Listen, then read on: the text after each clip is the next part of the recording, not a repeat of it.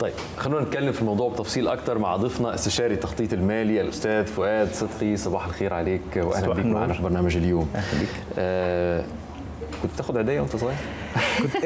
لسه وانا قاعد مستني بره كنت بتكلم مع زوجتي في الموضوع ده، وكنت بقول لها انا بحاول افتكر. انا كنت الموضوع عندي مش مستقر، يعني انا ما كانش عندي خلان كتير وعمام كتير.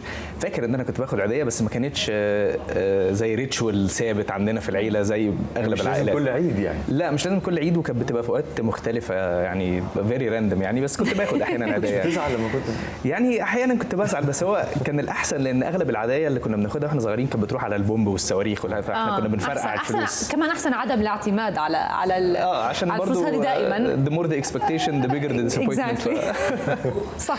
حلو قوي كلمه بنفرقع الفلوس. بنفرقع الفلوس. حلو قوي. كلمني بقى عن علاقه ما بين العيديه وما بين مبدا الادخار، وهل لازم يكون في علاقه ما بين الاثنين ولا ممكن نفرقع العيديه عادي مش مشكله؟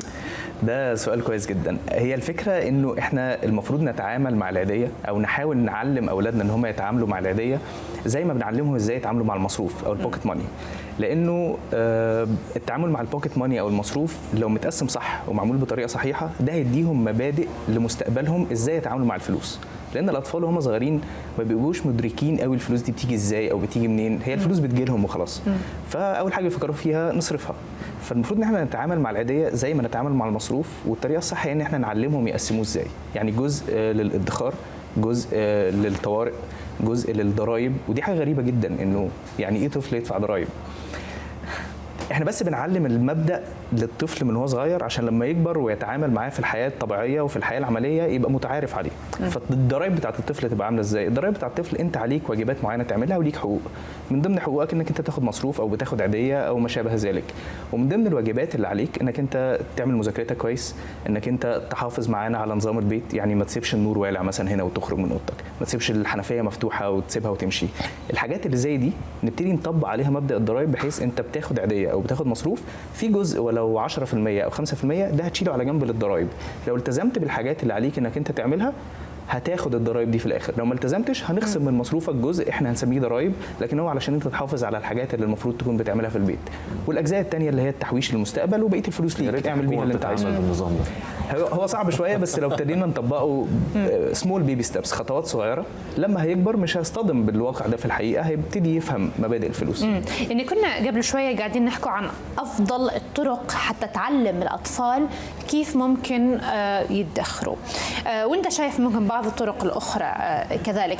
كيف طفل صغير ممكن يتعلم مبادئ التوفير او الادخار او البادجيتنج، كمان انك تحط ميزانيه معينه لمصروفك؟ يعني بالنسبه ليهم ما يجوا فلوس هيصرفهم وخلاص، يعني عيد او مش عيد.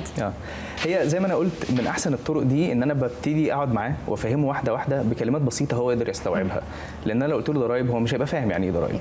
لو قلت له ادخار لازم افهمه يعني ايه ادخار. فلازم افهمه انك انت بتاخد جزء من فلوسك زي ما بابا او ماما بيشتغلوا بيدخل لهم فلوس، بيشيلوا جزء الجنب للمستقبل ليك ولاخواتك، وكذلك انت في نفس الحكايه هتطبق نفس الكلام ده بس على مستوى اصغر بالنسبه لك. فاول لما ابتدي اديله مصروفه او العيديه في تقسيمه معينه لازم تعملها. الجزء الاكبر او اتليست نص المصروف ان ما كانش اكتر من كده ده ليك، اصرفه وانبسط بيه واعمل بيه اللي انت عايزه. في جزء تاني ده لازم تشيله على جنب للمستقبل، في حاجه معينه عايز تجيبها. بس هو كطفل في سنه مش هيبقى عايز يشتري عربيه مثلا، مش هيبقى عايز يشتري شقه، هو هيبقى عايز يشتري تيشيرت، عايز يشتري لعبه على البلاي ستيشن، حاجه مناسبه لسنه.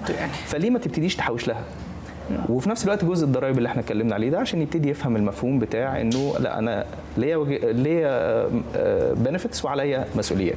فهي دي الطريقه. تمام. طيب